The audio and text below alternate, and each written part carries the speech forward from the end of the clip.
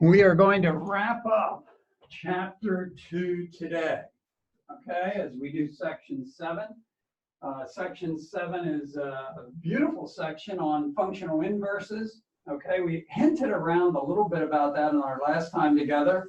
You may remember that problem where we were trying to get x minus 2 to be back to x, and you had to have an x plus 2 to then minus 2, and x plus 2 and x minus 2 are inverses of each other. So we're going to be talking exclusively in section 7 on inverse functions. And there's also some kind of cool stuff in this that should apply to any of you who are slightly artistic. Okay? So, try again. Let's get started. Definition. Here's the definition of an inverse of a function. Let f be a function with a domain D and a range R. Its inverse is written f with a -1 exponent. Now, technically, you should remember negative exponents. Negative exponents flip, like f to the -1 would flip and go down to the bottom and become f to the +1. Remember that from chapter 1? But this is technically not an exponent. It is just a notation, a way of writing the inverse of the function. Mathematicians are notorious for this.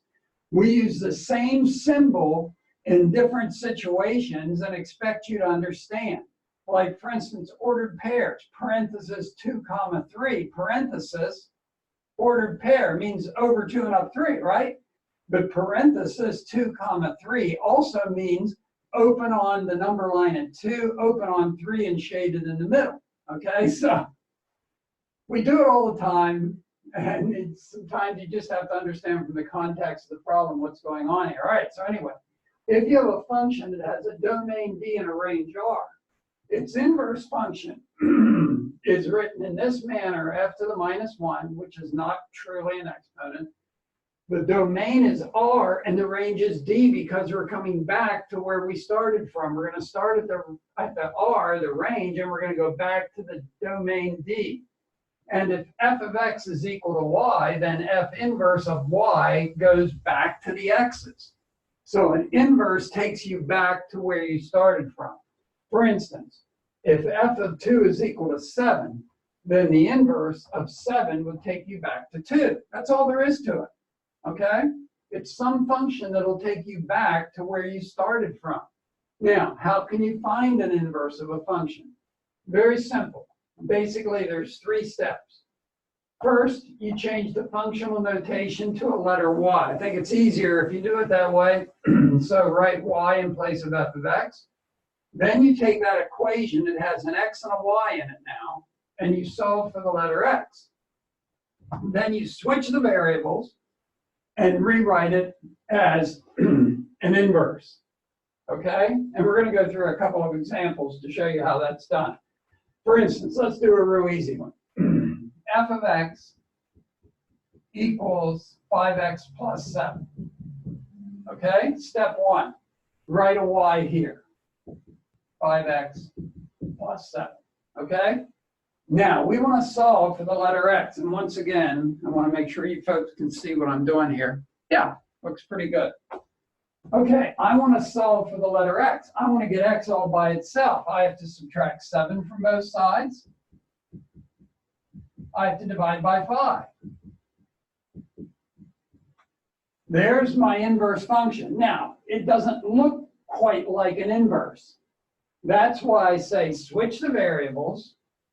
Put an x here, put the x for the y, and then write it f inverse of x. Now it truly looks like an inverse function of this one. All right, let's check it, see if it works. Pick a number. How about 2? You put 2 here. 10 plus 7 is 17. You put 17 here. 17 minus 7 is 10 divided by 5 is 2. You're back to 2. This and this are inverses of each other, okay? Put a number in either one, take the result, put it in the other one, you should get back to where you started from, all right? By the way, in this particular function, you could almost figure out this in your head, right? Think what you do first here. don't you multiply by 5 first, then you add 7, right? So if you multiply by 5 first and then add 7, to go backwards and do the opposite, wouldn't you want to, let's start again. We multiply by 5 and add 7. Now go backwards. So going backwards, you would first subtract 7 and then divide by 5 to do the exact opposite, right? So you can kind of see how you can do that one in your head, all right? In quadrant 1 only, quadrant 1 only, f of x equals x squared. We know what that looks like. 1 goes to 1, 2 goes to 4, right? So we have, just in quadrant 1, we have a parabola that takes off, starts here, and goes up there. Now, we want to find the inverse function, okay? The inverse function, what's the opposite of squaring something? Wouldn't the inverse function be square root of x, right? And we know what that looks like too. Square root of 0 is 0, square root of 1 is 1, square root of 4 is 2. This, isn't that what the square root function looks like? Okay, now there's a really, really beautiful artistic thing going on here, okay? When you graph a function and its inverse, this will always occur. Do you see what we have going on here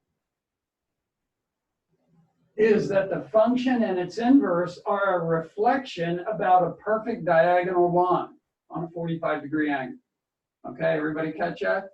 A function and its inverse will be a perfect reflection about a diagonal line, which is kind of neat the way that works out like that. Okay. So, a whole bunch of problems here on finding inverses. Some of these are not easy, okay? Let's go down and do these down here first, okay? Can you find the inverse of this function? 1 goes to 5, 5 goes to 2, negative 7 goes to 3. Well, the inverse would just take you back to where you start from. If 1 goes to 5, then 5 should go to 1. Yes? If 5 goes to 2, then 2 should go to 5, right? And if negative 7 goes to 3, then 3 should go to negative 7. That is the inverse. This is a function. You see, each x goes to a different y. This is a function also. Okay, so here's the function, and here's its inverse. Now, let's talk about this one. 4 goes to 0, 5 goes to 2, negative 3 goes to 0. This is a function. 4 only goes to 0, 5 only goes to 2, negative 3 only goes to 0. It goes to a unique y. It is a function. What is the inverse? 0 should go to 4, goes backwards. 2 should go to 5, and 0 should go to negative 3, and we have a problem. Because 0 goes 2 different places. This is not a function, okay? This is not a function. And you can tell when something is not a function because 2 of the y values here are the same. Even though this is a function the way it's sitting there, because these 2 are the same, when you try to turn it around, 0 is going to go 2 different places, okay? Now, the beauty about this, if you want to think about it, if you sketch it, 4 goes to 0. Negative 3 goes to 0. You see, you have 2 points that horizontally are the same. If you have 2 points that are horizontally the same, you know you can't get an inverse out of it. All right? Because when you turn them around, it's not going to be a function. Okay? So here's the really neat, cool thing about it. We all know that when we're doing a graph, this is a function because it passes the vertical line test. All right? But to be able to find an inverse, it has to pass a horizontal line test. Whoa. I'm going to say it again. When you're checking a curve to see if it's a function, you check and see if it passes the vertical line test. When you want to see if you can find the inverse of a function, you check and see if it's going to pass a horizontal one. This one did not pass. You cannot get an inverse out of it. Okay? By the way, this one doesn't pass either. You can't get an inverse out of that. Going back to this problem down here, when we did this one already, we did it only in quadrant 1, okay? I knew a parabola, you can't get an inverse out of it. That's why I restricted it to quadrant 1, only half of the parabola, okay? And that way we got the inverse, and it looked really cool. That's called a horizontal line test to determine if you can get an inverse or not. Okay, let's do some more down here. Y equals x squared. We just talked about that. Y equals x squared is a parabola, right? Can't get an inverse because it fails horizontal line test. How about x equals y squared? This is one we did a couple of days ago. X equals y squared. Let's talk about it. X equals y squared. If x is 0, what do you square to get 0? Well, 0. If x is 1, what do you square to get 1? Isn't it 1 or -1? If x is 4, what do you square to get 4? Isn't it 2 or -2? X equal to y squared is a parabola on its side. So this thing is not even a function to start with. So you can't even talk about inverses. If it's not a function to start with, just scrap it. You can't do anything with it. Okay? All right, let's go over the pictures. We've done some of these pictures before. You see that -3 goes only to 9, -2 goes only to 4, 2 goes only to 4. This is a function, the way it's sitting there. Each x goes to only one y. But when you try to do the inverse, look at 4. It's coming back to 2 different places. This one does not have an inverse, even though it's a function to start with. How about this one? Is it a function to start with? Each one only goes one place. And when you come backwards, each one goes only one place. Not only is that a function, its inverse is good. A function also. All right. Let's go back. We're just kind of working our way backwards here. If 1 goes to -3, 2 goes to 4, 5 goes to -3, from what we just talked about, you should agree with me, you cannot get an inverse because -3 would go to 1 and -3 would also go to 5. This is a function the way it's sitting here, but it has no inverse. Okay? 1 goes to -3, 2 goes to 4, 6 goes to 5. Going backwards, you're fine. The inverse would be -3, 1, 4, 2, 5, 6. Are you with me? Okay? Now, some tough ones. You're going to have to remember, oh, my nemesis is back again. You're going to have to remember the 3 steps to get an inverse. Write y instead of f of x, solve for the letter x, and then switch your variables. Okay, so here we go. So let's do this first one. F of x is 2x minus 1 all over x minus 3. First, we're going to set that equal y. Okay? Now, we have to try to solve for the letter x. Because it's a fraction equal to a fraction, I cross multiply. Cross multiply, don't you get xy minus 3y equals 2x minus 1? Yes? Simply cross multiply. Now, I want to solve for x's. I got x's on both sides. Let's get the x's all over here, okay? And I'll move this 3y over there. So I'm going to subtract 2x. and I'm going to add 3y. Okay, now I have the x's all over here. Okay, pull out an x.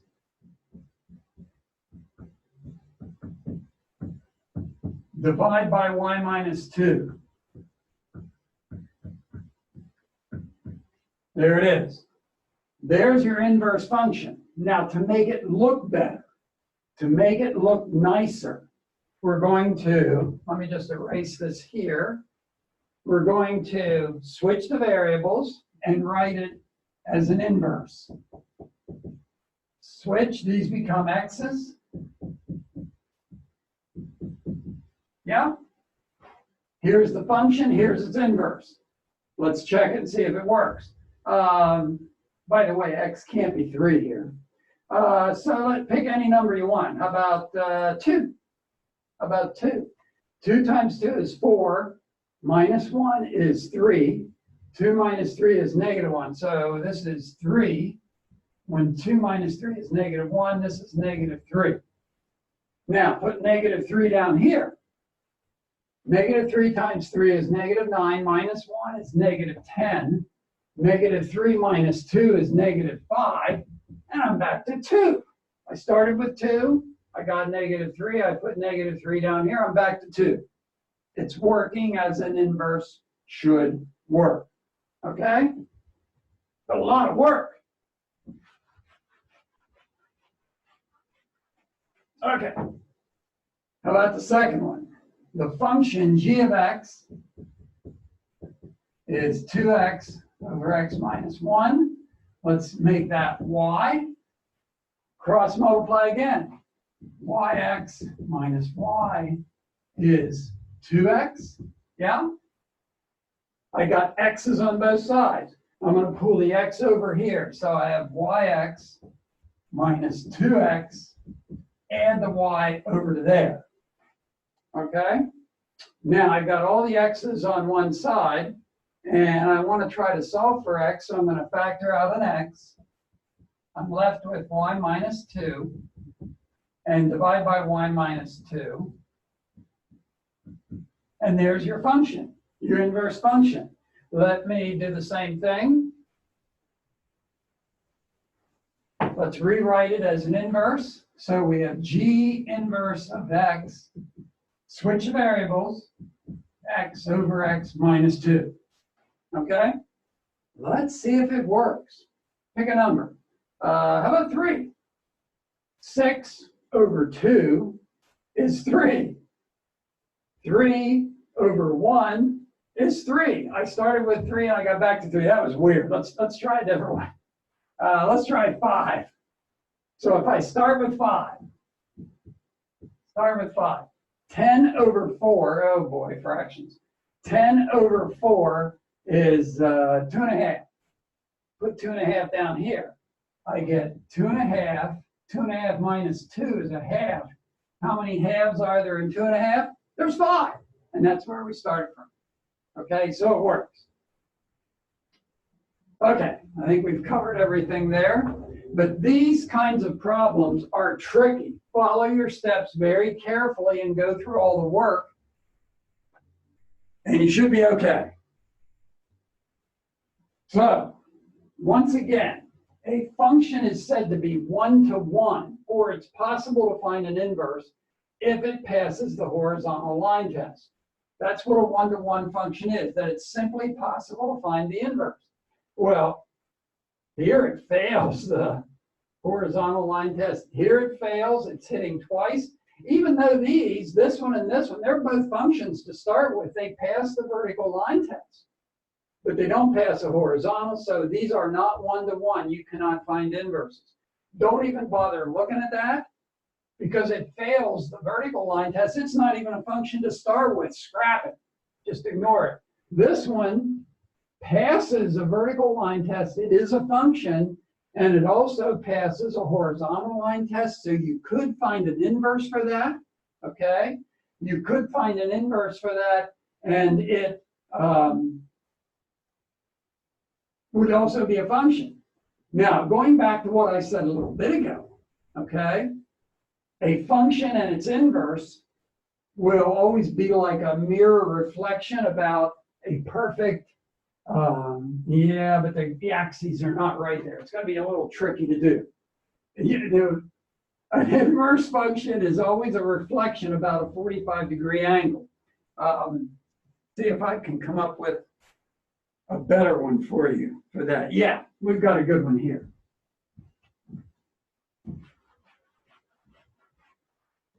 Okay. Are these one-to-one?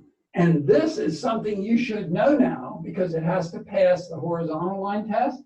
X to the fourth. Don't we know that that kind of looks like a parabola, but it comes up much more sharply like a parabola, so it would fail the horizontal line test. This is not one-to-one. X cubed. I have X cubed graphed right here in blue. And you can see, yes, it easily passes the horizontal line test. So therefore, it would indeed be one-to-one. You can find an inverse. We're going to do that in a second. X to an even power. We talked about this a few sessions ago.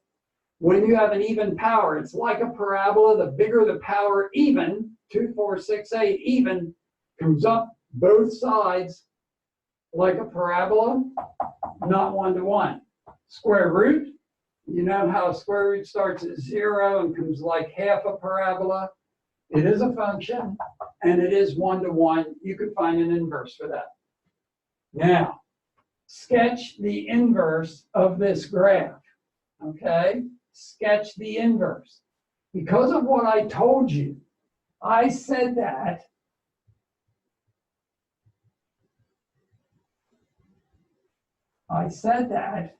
when you have a function and its inverse, it should be a mirror reflection about this perfect diagonal line, okay?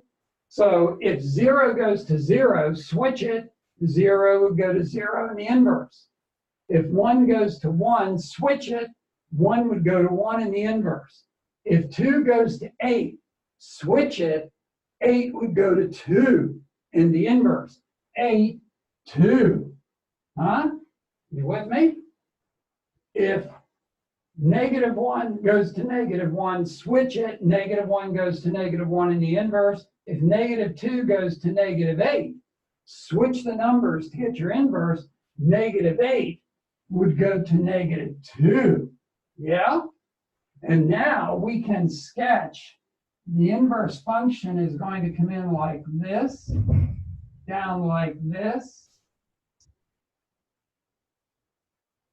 and over like this, okay? And you can see the original function in purple. You can see the inverse in blue, and look at that. They're perfect mirror reflection about that diagonal line, okay? Pretty cool stuff.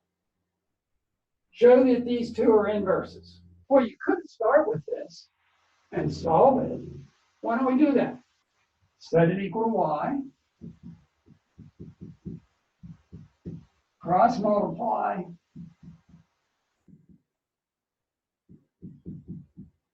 Right? Solve for x. I got to get the x's all on one side. Pull out an x. Divide by y minus 1. Okay? Switch the variables. F inverse of x is 5 over x minus 1.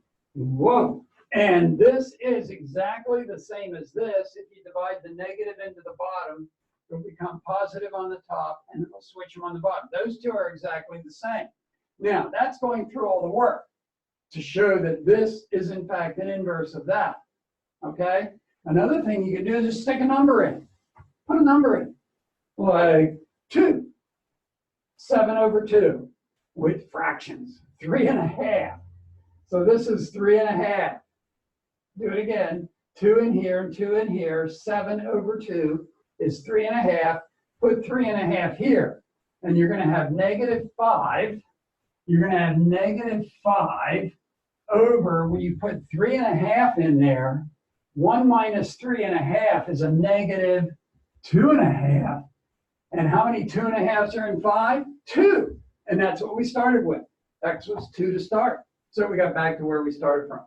On your homework, you're going to have some problems that ask you to demonstrate that they're inverses. Pick a number, stick it into one, get your result, put it in the other. You should get back to where you start from. Okay?